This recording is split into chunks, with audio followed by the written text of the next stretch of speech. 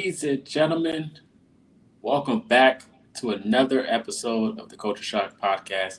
I'm yours truly, Coltureshock. We are here to recap the victory of the Week 2 matchup against the Denver Broncos. Yes, the Colts wind up pulling out the game at the end. If you didn't watch it, it was story told. Game-winning field goal score is 28-29. When it looked like it was all set and done, the Colts still found a way to pull out and win the game. It was a magical game to watch. Beautiful game. Emotions was high. It was a roller coaster. Colts fans are celebrating, and a lot of questions moving forward for the Indianapolis Colts that we're going to discuss in this conversation that I'm going to have with you guys. But I appreciate you guys for tuning in. Follow me on all platforms. I'm just on cloud nine right now. I'm extremely happy about what the Colts just did. I still got my Jonathan Taylor jersey on, but it's been it was a game. It was a game for sure. This was battle tested, written all over it from the start to the beginning, from the beginning to the end. I would say the Broncos definitely put up a huge fight, a tremendous game from Franklin and Bo Nix. Bo Nix was out there willing and dealing. Of course, besides the interception that was pretty late to my guy Cam Bynum, who's been spectacular since he's got on this team. The Colts showed a lot of resilience this game. Of course, despite all of the penalties that was happening, Xavier Howard having a bad game, in my opinion, the refs just not being in our favor towards the end, they still fought. Regardless of the situation, they knew there was a game to be played. They knew that they had to still go out there and play football. But regardless of the situation, they stayed disciplined. And that mattered a lot. Coming from the second half, the beginning of the second half going to the late, they played disciplined football. They knew that the game wasn't in their favor, and they still wound up going out there and winning. Of course, there was a lot of games in the past, like the Cleveland Browns game, for example, where there's just a lot of flags and it wasn't going their way, and wind up losing it at the end due to flags.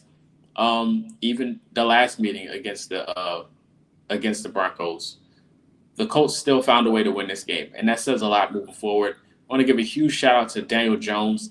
Daniel Jones, 2 weeks, has been dialed in, been moving efficiently, and been playing in his way. He had over 300 yards this game, a touchdown, 34 attempts, but he's been playing a lot of clean football. Of course, there was a few passes that was incomplete, or he just led it a little bit too far, like at the beginning to Josh Downs. That could have been the touchdown. A pass to A.D. Mitchell that could have been the completion, and even missed Tyler Warren. But other than that, there was a lot of good football coming out of Daniel Jones. There were so many times where it looked like he was about to get sacked or hit big, or maybe he could fumble. He got the ball out with a quickness. And it's been like that for 2 weeks straight. Of course, you wanted to go in each week with a different game plan, and you ask yourself, is Daniel Jones going to play poised? Is he going to be in control of the tempo? Is he going to find his stride, hit the targets when he needs to? And he's did that. There was a lot of a lot of decisions, like even on fourth down when they went for it, and it was like, I'm not so sure about that. They trusted this team enough to go out there, take a gamble, and know that they were going to make a big play. And they got to give a huge credit to that defense. The Colts defense had a lot of mishaps, and of course they didn't have Travarius Ward or Liatu, but this team was resilient and it showed. And I want to give a huge shout out to the defense, especially Nick Cross. Nick Cross was playing out of his mind the whole game, so he gets nothing but credit for what he has done this week against the Denver Broncos. Played amazing from start to finish, especially Kenny Moore. I want to give a shout out to Kenny Moore as well. He had a huge big tackle on a RPO. It looks like a screen, a wide receiver screenplay. He blew that up with ease. And I don't know why people continue to track Kenny Moore on his side of the field when it comes to those type of screenplays or RPOs and that nature. He knows that like a book. He reads it like a book every time, no matter whose it is. And that's why he's so special of a talent. Give a huge shout out to Grover Stewart and DeForest Buckner. They were wreaking havoc all week as well, especially Grover Stewart. He wound up batting the ball on Bo Nix interception to Cam Bynum. He wound up trying to get the ball past his hand, and it wound up sailing straight to Bynum's hands. Bynum was there. Beautiful celebration with Blue the mascot. Cam Bynum has been out of his mind. So I want to give a huge shout out to him as well. When it comes to Xavier Howard, he had a rough game. I want to give a shout out to Mekhi Blackman as well. I almost forgot. Mekhi Blackman stepped up into a role this week without Ward, and he did nothing but did not disappoint. I was about to say something crazy. He did not disappoint. I want to give a huge shout out to Mekhi Blackman as well. The best tackler on the team, hands down in the secondary, is Nick Cross, no question. But Mekhi Blackman had himself a good game as well. Cortland Sutton was pretty much invisible this game. But I want to give a huge shout out to those guys. Adewari had a big tackle at the end of the game late. So a huge shout out to him as well. But DeForest Buckner dialed in late in the fourth when Bo Nix was trying to go out there and create a play. They thought that the Colts jumped off sides, but it wasn't inside the zone, so they had a chance to move around freely what they wanted to do. So Bo Nix was just trying to play to the flag. And it just wound up costing him a few yards. There was a little rift between him and Sean Payton. Don't know what that was, but I think it was a communication thing. Just trying to get an understanding of what Bo Nix was doing between him and Sean Payton. But I feel like it was tension, and that could have played a role until what happened later on in the game. But Bo Nix, like I said, he definitely had a stellar game. Besides that interception, he played out of his mind, made a lot of plays, and which we talked about in the preview is when he rolls out of the pocket and try to create on the run.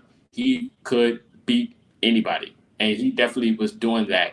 And I was kind of wondering, was like, is the Colts going to pick it up? Is they going to try to make a stop? But he was making some amazing decisions, play wise. Also, a huge shout out to J.K. Dobbins. He played a great game. He had a lot of big runs, but the Colts wound up dialing down that as well. R.J. Harvey was the guy who I thought was going to have a big game, but he didn't really do much. Troy Franklin was the guy that was pretty much shredding the Colts defense all game towards late third into the fourth, where he went absent. Marvin Mims Jr. had a nice touchdown. So huge shout out to him. Trotman caught the touchdown in the back of the end zone off a miscommunication on the goal line between the Colts defense. The Colts defense didn't know what to adjust. Trotman went out in motion to the right side of the field and was over there by himself. And Bocce went over there in coverage, but didn't wind up going out there and covering him the whole way. And Trotman went behind Zaire Franklin for the end zone touchdown.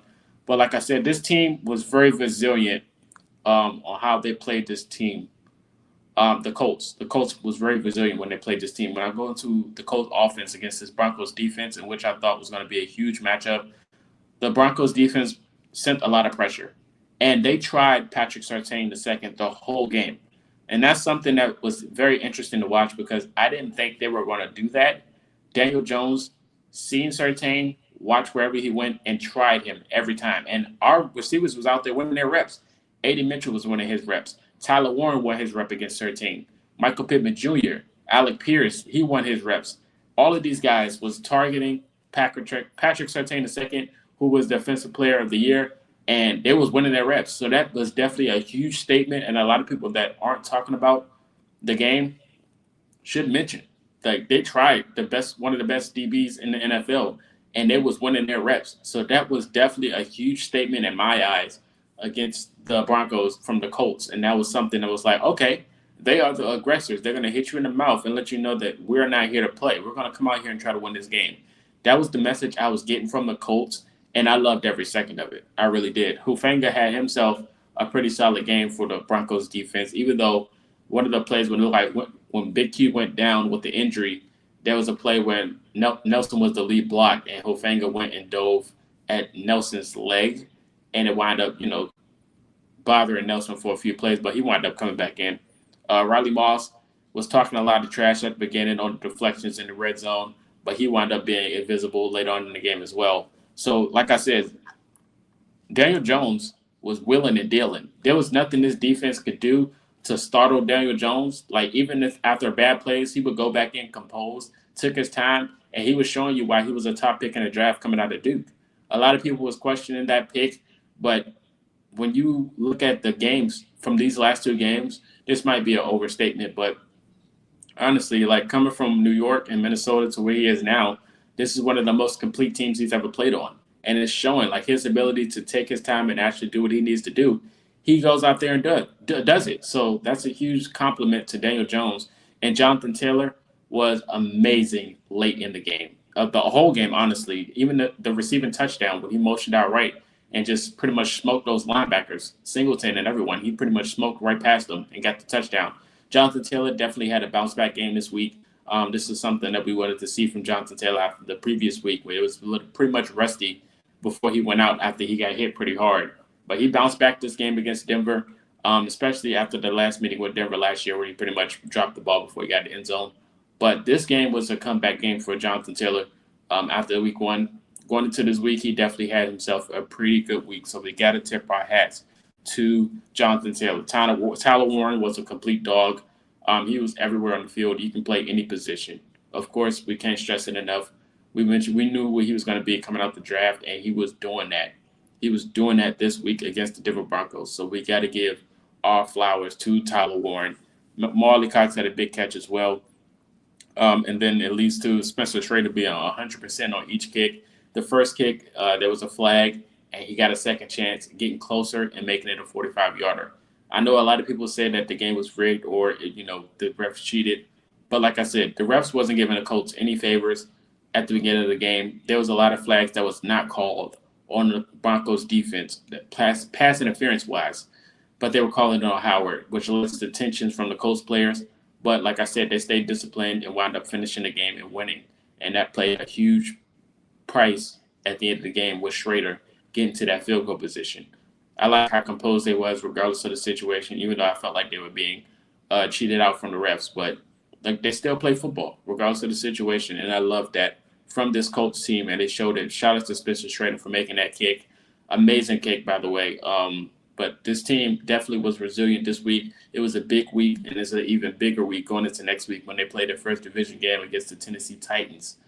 But this team showed resilience, and I loved it. I loved every second of it. And I'm on cloud nine right now. I'm still smiling, reacting after the game. And going into this week, there's nothing you can tell me otherwise. Built a statue for Daniel Jones. If the quarterback situation, like I said at the beginning of the video, is something you question with Anthony Richardson, what are you going to do with this guy? You drafted him so high, and he's just sitting on the bench. But Daniel Jones has shown you why he's the starter of this team. He's shown you. There's no more debate or question. There was somebody in the stream that was saying, the pass, we should have put in Richardson. I don't believe so. Daniel Jones is the most complete quarterback on this roster, and he's shown that how aggressive he is and how composed he is on them throws and those passes. There was so many passes he was making that was just like, how is he even doing that? Even the commentators were saying that. He was putting beautiful placement on footballs, and it was so beautiful to watch. But like I said, I'm on cloud nine right now. I'm so happy about this team right now. 2-0 leading the division, going into week 3. It's going to be a good week. It's going to be interesting as well to see how Daniel Jones goes up against his first test of the division. But you guys let me know your thoughts in the comment section about this game, your reaction. How do you feel? And your thoughts moving forward about this team going into week 3. All of these things. Until next time, this is Coltureshock. You guys have a good one.